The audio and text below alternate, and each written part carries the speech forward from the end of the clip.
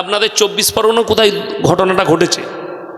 একটা ছেলে হজ উমরা করতে নিয়ে যাবার নাম নিয়ে কয়েকশো হাজির পয়সা আত্মসাৎ করেছে, দেখলাম অ্যারেস্টও হয়েছে, ঠিক না? দেখেছেন না দেখেননি মোবাইলে? আপনাদের 24 পরগনারই ছেলে, উত্তর 24 পরগনার মনে হয়। সেই ছেলেটাকে আমি আজ থেকে 5 বছর আগে মিডিয়া বুরুজে দেখা হয়েছিল আমার সঙ্গে, তখন এরকম ইউটিউব চ্যানেল চালাতো একটা। তো SN আলম বলে একজন, নূর আলম ভাই, তার বাড়িতে দেখা হয়েছিল। আমি ওর ফটোটা দেখে চিনতে পারলাম যে এইটা হচ্ছে সেই মালটা, মুখে দাড়ি, মাথায় টুপি। এরপর লোকরা কি বলবে জানেন? মৌলবীরা চোর। ঠিক বললাম না ভুল বললাম? কারা বলছে? সাধারণ লোক। আমি মোবাইলে কমেন্টে পড়লাম এই মৌলবীরা চোর। কিন্তু দুঃখটা হচ্ছে আপনি মৌলবী চিনতে পারেননি। সে মৌলবী কে বললো আপনাকে? দাড়ি রাখলে টুপি রাখলে মৌলবী হয়ে যায়? মৌলবী হয় না, তার জন্য ডিগ্রি হাসিল করতে হয়। আর আপনাকে একটা কথা বলে যায়, আলেম কখনো চোর নয়, চোর আলেম সেজে যায়। আলেম কখনো চোর নয়। অনেকজন ধোকা দিবার জন্য টুপি আর দাড়িটা ব্যবহার করছে। ঠিক বললাম না ভুল বললাম? টুপি দাড়িটা ব্যবহার করছে ধোকা দিবার জন্যে। আমি 1 মাস আগে একটা বক্তব্য দিয়েছিলাম, প্রচুর ভাইরাল হয়েছে। বক্তব্যটা হচ্ছে যে রাস্তাঘাটে এখানে ওখানে মাইক বাজিয়ে মারুতির ওপরে কিছু মাদ্রাসাওয়ালা লোককে কন্ট্যাক্ট দিয়ে দিচ্ছে, আদায় করে বেড়াচ্ছে। এখানে আমাদের ইসলামের ক্ষতি কোথায়? মাদ্রাসার লাভ দেখতে গিয়ে কোথায় ক্ষতি হচ্ছে দেখুন। আচ্ছা বলুন, আপনাদের মসজিদে যদি আমি রমজান মাসে আসি আর বলি ভাই আমার মাদ্রাসার জন্য যে যা পারবেন টাকা দেন, লোকে দিবে না? 10 টাকাও তো দিবে, 50 টাকাও তো দিবে। আচ্ছা আমি যদি দেগঙ্গা বাজারে দাঁড়িয়ে মাইক বাজিয়ে আদায় করি, একটা অমুসলিম ভাই বলবে না? বলবে না? এদের মৌলবীরা ভিক্ষা করে খায়। আপনার একটা হিন্দু কলিগ আছে, বন্ধু আছে, সে আপনাকে বলে এই তোদের মৌলবীরা ভিক্ষা করে খায়, ভিক্ষা বৃদ্ধি, ওদের মাইকটা গিয়ে ভিক্ষা করছে। অথচ ওগুলো একটাও মৌলবী লয়, ওগুলো একটাও আলেম লয়, সব কন্ট্যাক্ট লিলিজ আর কিছু মাদ্রাসাওয়ালা দিয়ে দিয়েছে। এই বয়ান করার কারণে 24 পরগনার আমার কাছে রেকর্ডিংটা আছে। সে মৌলবী নাকি জানি না, আমাকে বলছে উত্তর 24 পরগনার যেখানে পাবো তোমাকে কেটে দেবো, মা বোন তুলে গাল। আমি বললাম ভাই আমি চুরি করা হারাম বলেছি, তাহলে ইমানদারের গায়ে লাগবে না, চোরের গায়ে লাগবে। তুমি নিশ্চয়ই ওই চোরটা তুমি। কথাটা বুঝতে পারেননি? আচ্ছা আমি সুদ হারাম বললাম, এই কথাটা গিয়ে কার গায়ে লাগবে? সুদখোরের না ইমানদারের? কথা বলেন, সুদখোরের গায়ে। তাহলে দেখা গেল সুদখোর যদি গালি দেয়, একজন চোর যদি আমাকে গালি দেয়, এটার জন্য হক কিন্তু দাববে না। নবীজি সাল্লাল্লাহু আলাইহি সাল্লাম অনেকজন দাবাতে চেয়েছিল, নবীজি সাল্লাল্লাহু আলাইহি সাল্লামকে হত্যার প্ল্যান করা হয়েছিল। নবীজি যখন মক্কা ছেড়ে চলে যাচ্ছেন, মদিনায় হিজরত করছেন, বেঈমান কাফেররা পাহাড়টা ঘিরে ফেলেছিল। কেন? আজকে নবীকে কতল করে দাও। সে তো মদিনায় চলে গেলে সেখান থেকে ইসলাম প্রচার করবে, তার থেকে ভালো না রহেগা বাঁশ না বাজেগা বাঁশুড়ি, নবীকেই শেষ করে দাও। এটা ছিল বেঈমান কাফেরদের প্ল্যান। হযরত আবু বকর সিদ্দিক রাদিয়াল্লাহু তাআলা আনহু, আল্লাহ জানেন কত বড় সৃষ্টিকর্তা, কিভাবে কাজ নেই। ডান রানে মাথা রেখে ঘুমাচ্ছেন প্রিয় নবী মুহাম্মদ সাল্লাল্লাহু আলাইহি সাল্লাম গুহার মধ্যে, আর হযরতে আবু বকর সিদ্দিক রাদিয়াল্লাহু তাআলা আনহুকে সাপেতে দংশন করেছিল। এত জ্বালা যন্ত্রণা, চোখ দিয়ে পানি এসছে, এক টপ পানি রাসূল সাল্লাল্লাহু আলাইহি সাল্লামের চেহারা মুবারকে পড়েছে। ঘুম ভেঙে গেলেন, উঠে বসে গেলেন, চোখে পানি দেখলেন। তিনি বললেন, হে আবু বকর, তুমি আমার সঙ্গে সফরে আছো, তোমার কি স্ত্রী পুত্র পরিজনকে মনে পড়ছে? তোমার কষ্ট হচ্ছে? নবীজিকে বুকে জড়িয়ে বললেন, আল্লাহর কসম ইয়া রাসূল আল্লাহ, আমি আমার স্ত্রী পুত্র পরিজনের থেকেও আল্লাহকে এবং আপনাকে আমি বেশি ভালোবাসি। জোরে বলুন সুবহানাল্লাহ। আমাকে সাপে দংশন করেছে, তার জ্বালাই কাঁদছি। আল্লাহর রসুল এত বরকতপূর্ণ ছিলেন, মুখের থুতুটা খালি লাগিয়েছেন ওই জায়গায়, সঙ্গে সঙ্গে বিষ উদাও হয়ে গেছে। জোরে বলুন সুবহানাল্লাহ। জ্বালা যন্ত্রণা বন্ধ। গুহার মুখে এসে হযরত আবু বকর দেখলেন, ইয়া রাসূলুল্লাহ, বেঈমান কাফেররা ঘেরে দিয়েছে, গোটা পাহাড়টা আমাদেরকে হত্যা করবে। নবীজি বললেন, চিন্তা করো না আবু বকর, আল্লাহ আমাদের সাথে আছে। জোরে বলুন সুবহানাল্লাহ। কে আছে? আল্লাহ।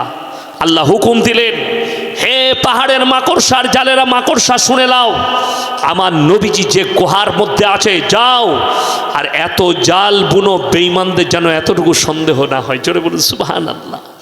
এত জাল বুনে দিয়েছে, কয়েক মিনিটের মধ্যে বেঈমান কাফেররা দেখলে এই গুহার মধ্যে এত যদি মাকড়সার জাল থাকে, এখানে নবী প্রবেশ করতে পারে না, তারা ফেরে চলে গেল। জোরে বলুন সুবহানাল্লাহ। আমার বন্ধুগণ, 5 ওয়াক্তের নামাজ ফরজ না ফরজ নয় বাবা? কথা বলেন, ফরজ। দুঃখের বিষয়, আমাদের সমাজের 100টার মধ্যে 90টা লোক আমরা নামাজ পড়ি না, বেনামাজি। ঠিক বললাম না? কত কষ্ট লাগে, বেনামাজি। অথচ আমি মুসলমান দাবি করি, আমি মুসলমান, আমি একজন মুমিন, আল্লাহর নবীকে ভালোবাসি। আপনি কি ভালোবাসা দিতে চাইছেন? কোন ভালোবাসা, কাকে দেখাতে চাইছেন ভালোবাসাটা? অথচ মুহাম্মদ সাল্লাল্লাহু আলাইহি সাল্লাম তিনি হাদিস বর্ণনা করলেন, আমার সাহাবীরা শোনো, যার মধ্যে নামাজ নেই তার মধ্যে ইসলাম নেই। আজকে আমাদের কওমের মধ্যে 3টে কোয়ালিটির নামাজি আমরা দেখতে পাচ্ছি, মৌলবীরা, ইমামরা, আমরা। একটা হচ্ছে 5 ওয়াক্তের নামাজি, সেটা হাতে গোনা কজন। নম্বর 2, জুম্মার একদল নামাজি আছে, আর একদল আছে ঈদ বাকরা ঈদের, শুধু ঈদ বাকরা ঈদ পড়বে, আর কোনো নামাজ পড়ে না। আর একটা দল আছে, সেটা নামাজই পড়ে না, সে ঈদ বাকরা ঈদও পড়ে না। তাকে চায়ের দোকানে যখন সাথী ভাইরা দাওয়াত দেয়, ইমামরা দাওয়াত দেয়, ভাই নামাজ পড়ো না কেন? তার উত্তর কি জানেন? মৌলবি সাহেব, হুজুর, আমরা নামাজ না পড়তে পারি, আপনাদের থেকে ইমানটা আমার ভালো আছে। এরকম লোক আছে না নেই? আপনাদের থেকে ইমানটা ভালো। এরকম ব্যক্তি যদি আমার বক্তব্য শুনছেন, আপনার কানে আওয়াজ পৌঁছাচ্ছে, তাহলে কান খুলে শুনেলেন। আমার বন্ধুগণ, আমার ভাই, কিয়ামতের দিনে 2টো রাস্তা, একটাই জান্নাতীরা যাবে, একটাই জাহান্নামীরা। আল্লাহ এটা কোরআনে বললেন। যারা জান্নাতি হবে তারা জাহান্নামী দিকে দাঁড় করাবে। কি বলে? ফি জান্নাতি ইয়াতাসাআলুনা আনিল মুজরিমিনা মা সালাকাকুম ফি সাকার। এই জাহান্নামী ভাইরা, দাঁড়াও দাঁড়াও দাঁড়াও, তোমরা বলতে আমরা ভালো লোক, তোমরা বলতে আমরা ভদ্রলোক, আমরা ইমানদার, আজকে কেন তোমরা জাহান্নামে গেলে? তাদের 1 নম্বর উত্তর কি আসবে জানেন? ক্বালু নামনাকু মিনাল মুসাল্লিন, আমরা নামাজি মুসল্লিদের মধ্যে ছিলাম না। তারা 1 নম্বর উত্তর দিবে জান্নাতি দিকে, জাহান্নামীরা। ক্বালু লাম নাকু মিনাল মুসাল্লিন, আমরা মুসল্লিদের মধ্যে ছিলাম না। ওয়ালাম নাকু নুতিমুল মিসকিন, আর আমরা মিসকিনকে খানা খাওয়াইতাম না, তাই আল্লাহ আমাদেরকে জাহান্নামে পাঠিয়েছে। ওয়াকুন্না নাখুযু মাআল খাইদিন, আর দাড়ি টুপি নামাজি মুসল্লিদিকে দেখে হাসি ঠাট্টা বিদ্রুপ করত, তাদের সঙ্গে আমরাও হাসতাম, সাথ দিতাম, তাই আল্লাহ আমাদেরকে জাহান্নামে পাঠিয়েছে। ওয়াকুন্না নুকাজ্জিবু বিয়াউমিদ্দিন, আর বিচারের দিনকে আমরা মিথ্যা বলে মনে করিতাম, তাই আল্লাহ আমাদেরকে জাহান্নামে পাঠিয়েছে। আমার বন্ধুগণ, কিয়ামতের দিনে যেদিন আল্লাহ জাহান্নামকে নিয়ে আসবেন, 70,000 ফেরেশতা আগুনের শিকল দিয়ে টেনে ধরে থাকবে জাহান্নাম। জাহান্নাম তর্জন গর্জন দিতে শুরু করবে, জাহান্নামের আগুন ওপর থেকে উঠবে। জাহান্নাম আল্লাহকে বলবেন, আল্লাহ আমার উপরে খাদ্য নিক্ষেপ করুন। আমার বন্ধুগণ, কোরআনে আছে সূরা সিজদায়, সেদিনে যখন জাহান্নামীরা জাহান্নামকে নিজের চোখে দেখতে পাবে, তার আগুনকে, তার গর্জন শুনতে পাবে, তারা তখন আল্লাহর কাছে নত স্বীকার করে তারা কি বলবে জানেন? রব্বানা আবসারনা ওয়া সামিনা ফারজিনা নামাল সলিহান ইন্না মুকিনুন। ওগো আল্লাহ, আজকে আমরা লিলহানসিকা দেখতে পেলাম, জাহান্নামের গর্জন শুনতে পেলাম, আর একবার আমাদিকে দুনিয়াতে ফিরিয়ে দাও, ভালো কাজ করব, নেক কাজ করব, নেক আমল করে আনবো। আমার আল্লাহ উত্তর দেবেন, লামলান্না জাহান্নামা মিনাল জিন্নাতি ওয়ান নাসি আজমাইন। আজকে আমি জাহান্নামকে জিন এবং ইনসান দ্বারা পরিপূর্ণ করব। আমার বন্ধুগণ, সেদিনে আপনার আর কোনো কিচ্ছুর উপায় থাকবে না। আমি জাহান্নামকে জিন এবং ইনসান দ্বারা পরিপূর্ণ করব। কোরআনের অপর জায়গায় আছে, জাহান্নামীরা সেদিনে যখন ঘোষিত হয়ে যাবে এরা জাহান্নামী, তারা আল্লাহর কাছে সিজদায় লুটিয়ে পড়ে তারা কি অঙ্গীকার করবে আর বলবে জানেন, ওয়ায়াকুলুল কাফিরু ইয়া লাইতানি কুনতু তুরাবা, আল্লাহ আজকে যদি আমরা মাটি হতাম মানুষ না হয়ে আজকে আমাদের কত ভালো হতো, আমরা মানুষ না হয়ে মাটি হলে ভালো হতো। তারা অঙ্গীকার করবে কিন্তু কোনো রাস্তা থাকবে না। আমার বন্ধুগণ, সবাই নিয়ত করুন আমরা সবাই ইমানদার হব, নামাজি হব, জোরে বলুন ইনশাআল্লাহ। অনেক চুনার মনে মনে হবে হুজুর নামাজ পড়ে ফায়দা কি? আমরা বলিনি, কোরআন নিজে বলেছে নামাজের ফায়দা, ইন্না সলাতা তানহা আনিল ফাহশাই ওয়াল মুনকার। নিশ্চয় নামাজ এমন একটা ইবাদত, মানুষ যখন নামাজ পড়তে থাকে নামাজ তাদেরকে খারাপ কাজ থেকে সরিয়ে ভালো কাজের দিকে নিয়ে আসে। আমার বন্ধুগণ, আমার ভাই, ওই জন্যে অনুরোধ করছি সবাই নিয়ত করেলেন আমরা 5 ওয়াক্তের নামাজি হব ইনশাল্লাহ। হাত তুলে বলুন তো সকলে ইনশাল্লাহ। নামাজকে বলো না কাজ আছে, কাজকে বলো আমার নামাজ বাকি আছে। যেখানে থাকবেন আপনি ভাবতে পারেন আপনি ভারতবাসী, কলকাতা এয়ারপোর্টে গিয়ে কোনো দিন দেখবেন এয়ারপোর্টের ভেতরেও নামাজের ব্যবস্থা আছে। আমি বোম্বে গিয়েছিলাম, আমার সকালে ফ্লাইট, আমি রাত 3টেই ঢুকে গেলাম। ফজরের সময় আমি একজন যাচ্ছি জায়গাটা খুঁজতে, নামাজ কোথায় পড়ব। একজন হিন্দু ভাই बोले आप नमाज़ पढ़ेंगे साहब, उधर वज़ू का जगह है, आप इधर चले जाइए, यहाँ पे नमाज की जगह है। উজু করলাম, সুন্দর উজু করার জায়গা, নামাজ পড়লাম। তাহলে নামাজ পড়ার জায়গা যদি আমার এয়ারপোর্টে করা থাকে, নামাজ কেন কাজা করবে? কথাটা বুঝতে পারেননি? একজন মুসলমান কেন করবেন? খালি নামাজ পড়ার সময় দেখে নিতে হবে জায়গা কা পাক হোনা, বদন কা পাক হোনা, কাপড়া কা পাক হোনা। জায়গাটা পাক হতে হবে যেখানে নামাজ পড়ছেন, কাপড়টা পাক হতে হবে, নিজের শরীরটা পাক হতে হবে। নামাজ আদায় করলেন, আপনি বলছেন আমার কাছে টুপি নাই, কোনো অসুবিধা নাই, বিনা টুপিতে নামাজ আদায় করলেন। টুপি পরা সুন্নত, টুপি না থাকলে নামাজ পড়া যাবে না, কে বললো আপনাকে? নামাজ আদায় করলেন, আপনি মাঠে আছেন, পবিত্র আছেন, গায়ে জামা আছে, গলায় গামছা আছে, মাথায় টুপিটা নেই, উজুটা করে গামছাটা মাথায় চাপিয়ে নামাজটা আদায় করলেন।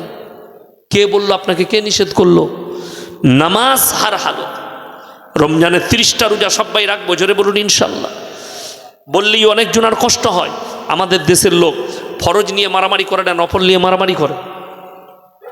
শবে বরাত নিয়ে এত মারামারি, ফরজ রোজা নিয়ে এত মারামারি নেই। আপনি দেখুন মোবাইল খুলে এক বক্তা আর এক বক্তাকে বলছে, ও বলছে রোজা নাই, ও বলছে রোজা আছে, এ বলছে হালুয়া রুটি নেই, ও বলছে হালুয়া রুটি আছে।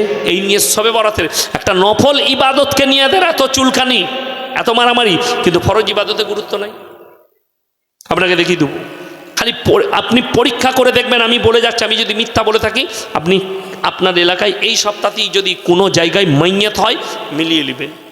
মাইয়াত হয়েছে জোহরের পরে জানাজার নামাজ, 5 ওয়াক্তের নামাজিরা মসজিদে ঢুকে নামাজ আদায় করছে, কিছু লোক উজু করে দাঁড়িয়ে আছে, ও খালি জানাজা পড়বে। ঠিক বললাম না ভুল বললাম? আমার পেছনে ইমামরা বসে আছেন, আলেমরা, তাদেরকে জিজ্ঞেস করুন, কোনো ব্যক্তি যদি জানাজার নামাজ ছেড়ে দেয় কোনো গুনাহ নেই, কিন্তু কোনো ব্যক্তি সে যদি জেনে শুনে উজু করে দাঁড়িয়ে থেকে ইচ্ছাকৃতভাবে নামাজ কাজা করে 1 ওয়াক্তের, জেনে রেখে দিবেন এটা গুনাহে কবিরা এবং বড় গুনাহ। তাহলে আপনি ভেবে দেখলেন, উজু করে দাঁড়িয়ে আপনি ফরজে কিফায়া পড়বেন, অথচ আপনার ফরজ ছাড়া যাচ্ছে। যেটা না পড়লে কোনো গুনাহ হবে না, সেটার লেগে আপনার গুরুত্ব আছে, যেহেতু এটা আমার চাচতো ভাই, এটা আমার মামাই তো ভাই, আর জানাজা পড়তে হবে। তো তুমি যদি ফরজ নামাজটাই না পড়লে, আমার এলাকায় আমার আত্মীয় মারা গেছে, আমরা বাপ বেটা গেছি, ইমাম হচ্ছে আমার ছাত্র, এই কটাই জানাজা হবে? হুজুর আসরের পরে। ঠিক আছে, আসরের আগে গেলাম, মসজিদে নামাজ পড়ছি, মসজিদের সামনে জানাজার জায়গা, নামাজ হবে। নামাজ পড়ে বেরিয়ে এসে দেখছি 4 কাতার লোক দাঁড়িয়ে আছে। কোন মাল কটা? বেনামাজি। যারা নামাজি তারা পেছনের কাতারে, যারা বেনামাজি তারা সামনের কাতারে। নামাজ কত ভালো হবে ওটা আর আমাকে বলা লাগবে না। বড় কষ্ট লাগে, দুঃখ লাগে এই সমাজের প্রতি, জেনে শুনে নামাজ ছাড়ে, জেনে শুনে ইচ্ছাকৃতভাবে রোজা কাজা করে দেয়, বাহানা দিয়ে ইচ্ছা করে রোজা কাজা করে। অথচ কোরআনে আছে ফাইন কান আলাকুম কাইদুন ফাকিদুন, তোমরা যত কায়দা চালাবার দুনিয়াতে চালাও, আমার আল্লাহর কাছে তোমাদের কোনো রকমের কোনো কায়দা কানুন চলবে না। যারা হাতে পাপ করছেন, যারা আপনার মুখে পাপ করছেন, যারা গোপনে পাপ করছেন, যারা মনে করছেন কেউ জানে না, আমি হাতের দ্বারা পাপ করেছি, আমি চোখের ইশারায় পাপ করেছি, আমি কানের দ্বারা পাপ করেছি, আমি মুখের দ্বারা পাপ করেছি, আমি নফসের দ্বারা, কেউ জানে না। আল্লাহর কসম, দুটো আয়াত শুনেন। একটা হচ্ছে সূরা আল ইমরান প্রথম পৃষ্ঠা 3য় পারা, ইন্নাল্লাহা লা ইয়াখফা আলাইহি শাইউন ফিল আরদি ওয়ালা ফিস সামা। আসমান আর জমিনের মধ্যে এমন কোনো জিনিস নেই যেটা আমার আল্লাহর কাছে গোপন আছে। জোরে বলুন সুবহানাল্লাহ। তোমরা অন্তরে কথা বলো, আমি আল্লাহ শুনতে পাই। কোরআনে অপর জায়গায় এটা সাবধান বাণী, যারা পাপ করছো লুকিয়ে তারা শোনো। সূরা ইয়াসিন, আল ইয়াউমা নাখতিমু আলা আফওয়াহিহিম ওয়া তুকাল্লিমুনা আইদিহিম ওয়া তাশহাদু আরজুলুহুম বিমা কানু ইয়াকসিবুন। হে আমার নবী বলো, যারা লুকিয়ে গোপনে পাপ করে, আমি আল্লাহ কিয়ামতের দিনে তাদের জবানগুলো সিলাই করে দেব। তাদের হাত কথা বলবে, চোখ কথা বলবে, কান কথা বলবে, তাদের নাক কথা বলবে, তাদের ঠোঁট কথা বলবে, অঙ্গ পতঙ্গকে আমি আল্লাহ কথা বলার যোগ্যতা দান করব। তাদের জবান সিলাই করে দেওয়া হবে, তারা সবাই সাক্ষী দিতে শুরু করবে। কোরআন, আপনার জবান বন্ধ, হাত সাক্ষী দিয়ে দেবে আল্লাহ আমার দ্বারা এই পাপটা করিয়েছে, চোখ সাক্ষী দিবে আল্লাহ আমার দ্বারা এই পাপ করিয়েছে। সবাই সাক্ষী দিতে যখন লেগে যাবে, আপনি বিপদে পড়ে যাবেন। ওই জন্য আল্লাহর কাছে গোপন করার রাস্তা কোনো কিচ্ছু, একটা জাররা পরিমাণ জিনিসও আল্লাহর কাছে গোপন নেই। আমার বন্ধুগণ, সবাই আমরা মুমিন হব, জোরে বলুন ইনশাল্লাহ। কিয়ামতের আলামতগুলো প্রকাশ পেতে লেগে গেছে। নাম্বার 1, কিয়ামতের আলামত মসজিদ, আল্লাহর ঘর। নবীজি বললেন, হে আমার সাহাবীরা শোনো, কিয়ামত এসছে কাছে, বোঝা যাবে যখন দেখবে মসজিদের ভেতরে মানুষ দুনিয়াদারির কথা আলোচনা করছে, ইমামের খুতবা চলে, আমরা সংসারের গল্প করি না? কথা বলেন, করি।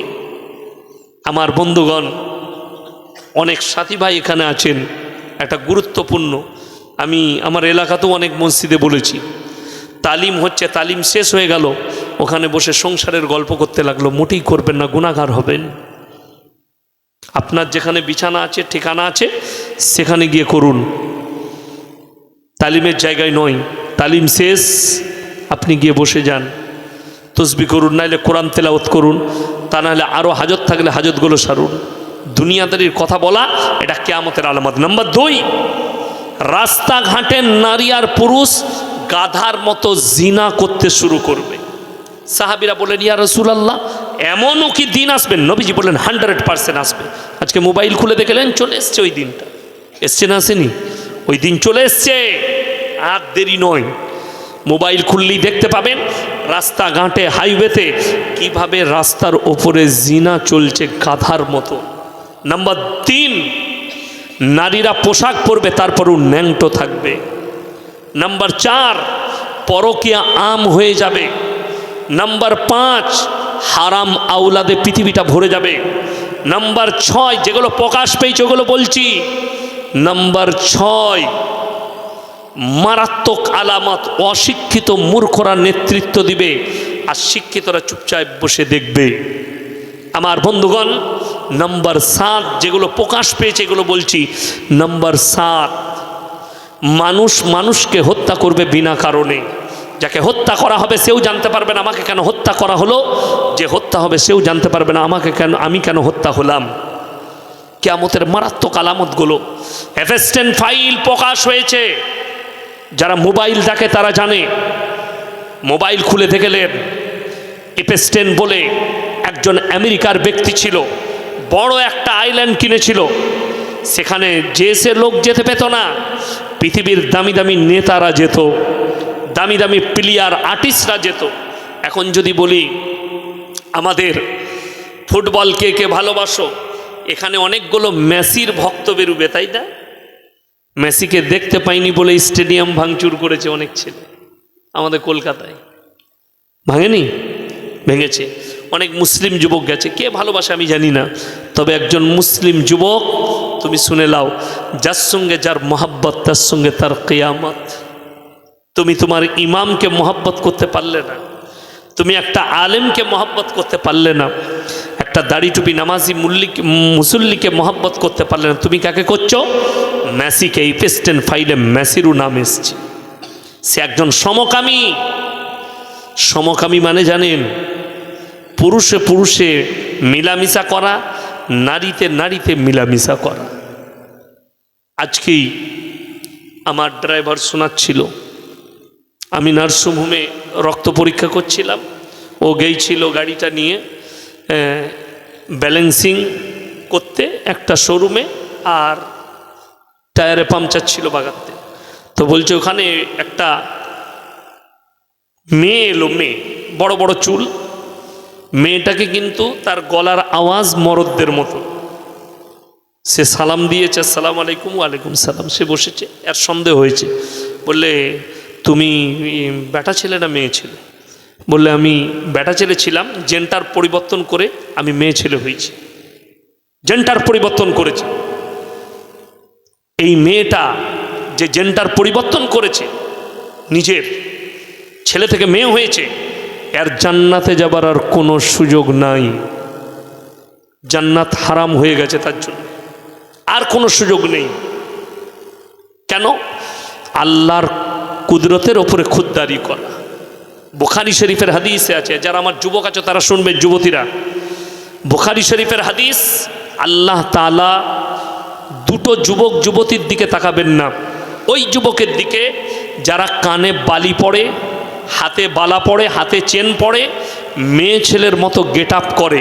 কিয়ামতের দিনে বলা হবে তুমি নিজেকে নারীতে পরিবর্তন করে দেখাও। সে বলবে আমরা অক্ষম। আল্লাহ বলবে জাহান্নামে যাও।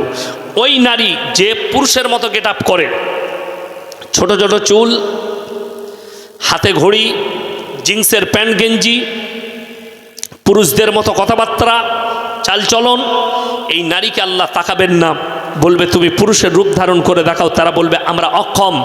আল্লাহ বলবে জাহান্নামে যাও। যারা জেন্টার পরিবর্তন করেছে, আল্লাহ তাদেরকে প্রশ্ন করবেন আমার কুদরত কি তোমাকে দুনিয়াতে ভালো লাগেনি? আমি কি যে তোমাকে মরদ করেছিলাম, এটা কি তোমার পছন্দনীয় ছিল না? সে বলবে আল্লাহ আমি শখে করেছি। আল্লাহ বলবে আজকে আমার শখ, তুমি জাহান্নামে যাও। তাকে জাহান্নামে যেতে হবে। ওই জন্যে যে যুবক যুবতীরা এই সমস্ত বেঈমান কাফেরদের খপ্পরে পড়ছেন, ইপেস্টান ফাইল জেসে ফাইল নয়, ভারতেরও অনেক প্লেয়ার আর্টিস্টের নাম এসছে, এখনো প্রকাশ হয়নি। আমার বন্ধুগণ, সেখানে পৃথিবীর তাবর তাবর নেতাদের নাম জড়িয়েছে। সেই জায়গায় পৃথিবীর মার্কেট থেকে বাচ্চা বাচ্চা 10 বছর 12 বছরের মেয়েদিকে কিডন্যাপ করে নিয়ে যাওয়া হতো, প্রলোভন দেখিয়ে নিয়ে যাওয়া হতো, এবং সেই নেতারা গিয়ে তাদের শরীরগুলোই বাচ্চা বাচ্চা মেয়েদের সঙ্গে জিনা করত, বাচ্চা বাচ্চা মেয়েদিকে ধর্ষণ করত। তারা ধর্ষণ করেই ক্ষান্ত হয়নি, সেই বাচ্চাটাকে মার্ডার করা হতো। ধর্ষণ করার পরে মার্ডার করে তার শরীরের মাংসগুলো রান্না করে মদ দিয়ে আবার পার্টি করা হতো। জানেন, এই একটা ফিতনা হচ্ছে দাজ্জালের ফিতনা। দাজ্জালের ফিতনা, এই ফিতনাটা এখন আপনি কি মনে করছেন পৃথিবী যে পরিচালনা করছে তার নাম কি? কোন দেশ? কথা বলে না, কোন দেশ? কে বলল আমেরিকা? রং। আমেরিকা ছিল, আমেরিকা নয়। গোটা পৃথিবীকে এখন পরিচালনা করছে ইসরায়েল। এই এপস্টেন বলে যে মানুষটা ছিল, সে সব বাড়ির ভিডিও করেছে। কার কথাই? সে ছিল ইসরায়েলের মুসাদ বলে একটা এজেন্ট আছে, সেই এজেন্টের একজন কর্মকর্তা ছিল। তাকে দায়িত্ব দেওয়া হয়েছিল যে পৃথিবীকে কন্ট্রোল করব আমরা, তার জন্য পৃথিবীর বাচ্চা বাচ্চা মেয়েদিকে নিয়ে যাও ওই আইল্যান্ডে, আর পৃথিবীর তাবর তাবর নেতাদিকে ডাকো, আর তাদের ভিডিও বানাও। তারা যখন ধর্ষণ করবে সেই বাচ্চা মেয়েগুলোকে রান্না করে খাবে আর মদের পার্টি করবে। তাদের ভিডিও তৈরি করো যাতে আমি ব্ল্যাকমেল করব।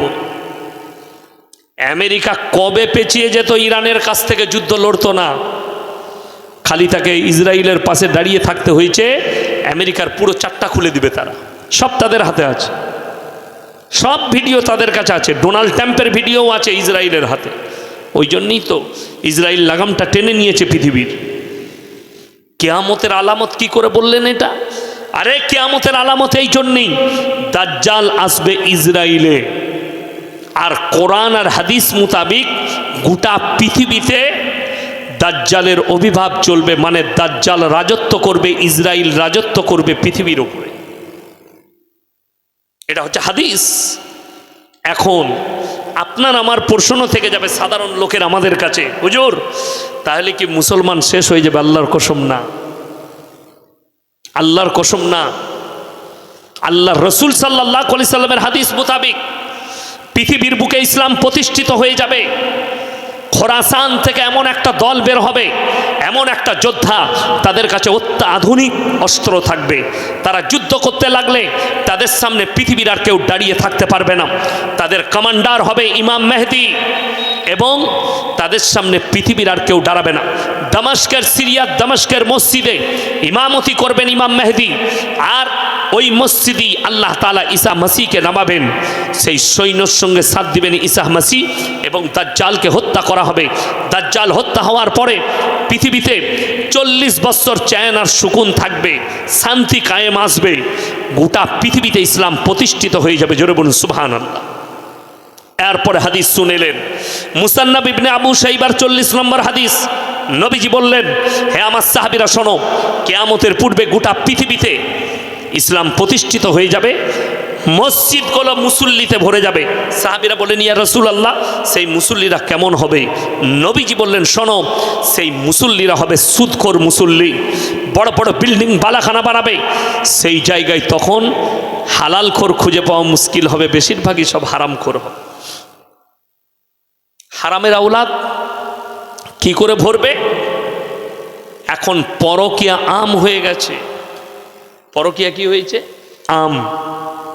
যেমন আমাদের বাচ্চারা মনে করছে লিভিং মানে প্রেমটা জায়েজ মনে করছে স্কুল কলেজের ছেলে মেয়েরা, এটা সম্পূর্ণ হারাম, সম্পূর্ণ হারাম ইসলামী শরিয়ায়।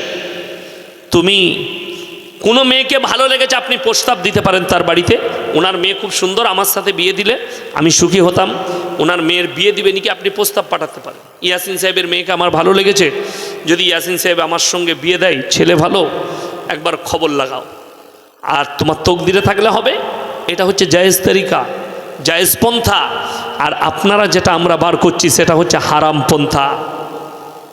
আজকে আমি নয়, মোবাইল খুলে দেখুন, বারাসাতের পুলিশ কমিশনার, বারাসাতের পুলিশ থেকে নবান্নকে রিপোর্ট দিয়েছে 6 মাসের ভেতরে 500-র বেশি বিবাহিত মহিলা স্বামী ছেড়ে পরকিয়া করে পালিয়ে গেছে। এটা আমি বলিনি, আমি পেপারে দেখে বলছি, মোবাইলে দেখে বলছি, শুধু বারাসাত টাউনটার কথা বলছি। পুলিশ রিপোর্ট দিয়েছে নবান্নকে, 500-র বেশি। এরপর গোটা পশ্চিমবাংলা জুড়লে কি হবে দেখে নেন। অনেক মুসলিম মেয়ে যারা এখানে আমার মা বোন বসে আছেন শুনছেন, তারা কান খুলে শুনে যান। আমার বলতে দ্বিধাবোধ নেই, আমি দাওয়াত দিতে এসেছি, ইসলামের হকের দাওয়াত দিতে এসেছি। কোনো মহিলা বিবাহিত কেউ যদি পরকিয়া করে, কোনো ছেলের সঙ্গে পালিয়ে যায়, তার আগের স্বামী যতক্ষণ না তালাক দিবে, তালাক হবে, ইদ্যত পালন করবে, তারপরে অন্য স্বামী গ্রহণ করতে পাবে। কেউ যদি পালিয়ে যায়, গোটা পৃথিবীর মৌলবি যদি নিকাহ পড়ায়, আল্লাহর কসম নিকাহ হবে না, যতদিন ঘর করবে জিনা করা হবে, ওই হালতে বাচ্চা হয়ে গেলে হারাম আওলাদ বলে গণ্য হবে। এখন আমি আপনাকে জেলার নাম, জায়গার নাম গুনে গুনে আমি আপনাকে দেখিয়ে দিতে পারি কতগুলো মুসলিম মেয়ে স্বামী ছেড়ে অন্যজনের সঙ্গে পালিয়ে গিয়ে ঘর করছে, এমনকি বাচ্চাও হয়ে গেছে, বাচ্চাও হয়ে গেছে। বীরভূমে দেখিয়ে দেবো, 24 পরগনায়, বর্ধমানে, হুগলিতে, হাওড়ায়। এগুলো আমি মুসলিমের কথা বলছি, অমুসলিম ভাইদিকে নিয়ে আমার আলোচনা করার সময় নেই। আমি আপনাকে ইসলামের দাওয়াত দিতে এসেছি, আমি অন্য ধর্মের সমালোচনা করি না। সবাই নিজের ধর্ম তার কাছে খুব ভালো, অসুবিধা নেই। আমি আপনাদেরকে খালি ইসলাম বুঝাচ্ছি, ইসলামে জায়েজ নেই। আমার বন্ধুগণ অবাক হবেন, কি করে হতে পারে এটা? হ্যাঁ, এটাই সত্য, এটা চলছে। কিয়ামতের আলামত এগুলো, বর্বরতার যুগের পাপগুলো মডেলিং হয়ে ফিরে আসবে। আজকে আপনার কাছে মডেলিং হয়ে ফিরে চলে এসছে। ওই জন্য অনুরোধ করছি, সবাই আমরা নিজেদের ইমানকে বাঁচাবো। জোরে বলুন ইনশাআল্লাহ। বেঈমান কাফেরের কাছ থেকে নিয়ত করলেন। আর এরকম দিনই প্রোগ্রাম করার জন্য আমাকে কমিটির ছেলেরা অনুরোধ করেছে যাতে আগামী বছর এরকম কোরআন হাদিসের আলোচনার অনুষ্ঠান করতে পারি। তার জন্যে 3টে সদকা দুনিয়াতে রেখে গেলে আপনি কিয়ামত পর্যন্ত নেকি পাবেন। নাম্বার 1, আপনার নেক সন্তান, আপনি মরে যাওয়ার পরে সে নামাজের পার্টিতে দোয়া করবে, দান খয়রাত করবে, আপনার জন্য সদকা করবে, আপনার কবর জিয়ারত করবে। নাম্বার 2, নিজের জন্য জীবনে কিছু সদকা করে যাওয়া।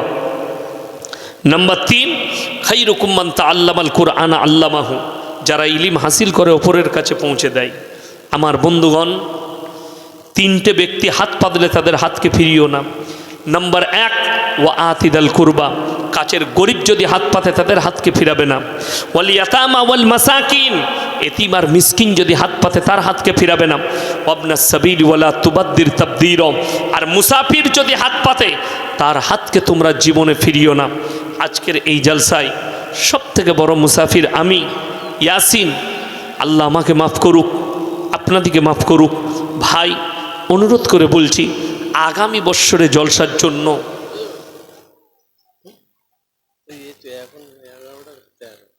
আমি তো ক ঘন্টা বলবো? আপনার ক ঘন্টা বলা ছিল? 2 ঘন্টা। 2 ঘন্টা কোথায় বলা ছিল?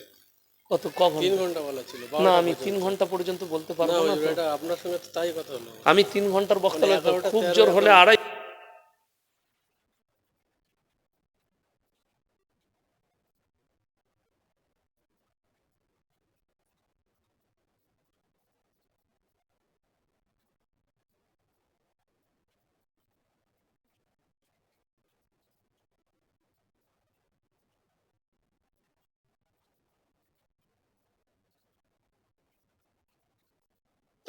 না, ওই বক্তব্য